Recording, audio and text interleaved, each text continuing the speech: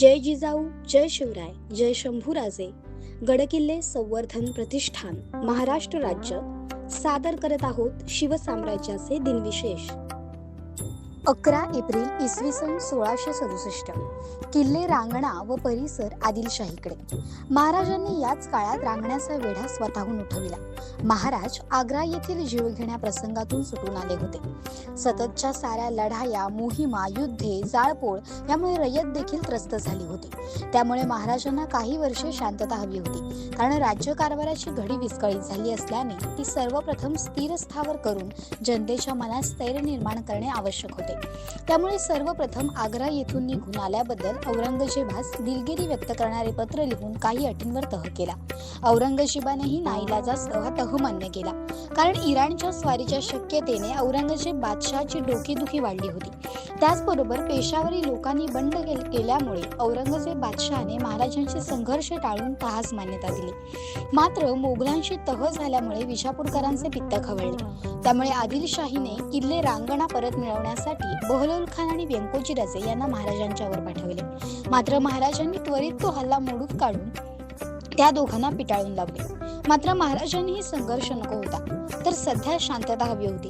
त्यामुळे महाराजांनी यावेळी किल्ले रांगणे याचा वेढा स्वतःहून उठविला आणि विजापूर आघाडी शांत करण्यासाठी हा किल्ला तहाअंतर्गत आदिलशाहीस दिला. मात्र त्याच वेळी दक्षिण कोकण याच तहाअंतर्गत स्वतःकडे ठेवण्यास महाराजांना यश आले. 11 एप्रिल इसवी सन 1680. राजापूरकर इंग्रजांनी सुरतला पाठवलेल्या पत्रात म्हणतात, छत्रपती शिवाजी महाराज मरण पावले. त्यांच्या मरणामुळे या भागात पुष्कळ घोटाळा माजेल असे दिसते. 11 एप्रिल इसवी सन 1691. 11 एप्रिल इसवी सन 1691 रोजी नागोजी मान्यास छत्रपती राजाराम महाराजांनी सरदेशमुखाच्या वतनाची सनद दिली. त्यात महाराज म्हणतात की तुम्ही पूर्वी तांबराकडे म्हणजेच मोगलांकडे होते. ऐसिया स्वामीचे राज्य म्हणजे देवता भूमी. या राज्यास तांबरांचा उपद्रव न व्हावा, मराठा धर्म राहावा, स्वामींच्या राज्याची अभिवृद्धी व्हावी या उद्देशाने स्वामींच्या पायापाशी एकनिष्ठा धरून कर्नाटकात चंदीचे मुक्कामी स्वामीपाशी आले. इथे येऊन विनंती केली की आपणास देशात सरदेशमुखीचे वतन करून दिले पाहिजे. देवी तपशील त्यापुढे 12 महालांची नावे दिली आहेत.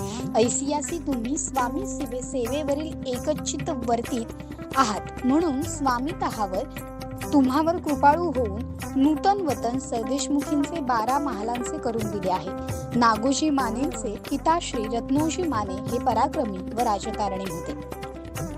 11 एप्रिल इसवी सन 1703. सिंहगडाचा रणसंग्राम. मराठ्यांकडून बाळाजी विश्वनाथ व मोगलांकडून तोफखान्याचा प्रमुख तरबियत खान व त्याचा भाऊ कमियाब खान यांच्या नेतृत्वात सिंहगड हस्तांतरणाची चर्चा झाली. 13 एप्रिल रोजी मोगलांनी 50,000 रुपयाच्या बदल्यात सिंहगड किल्ला ताब्यात घेतला.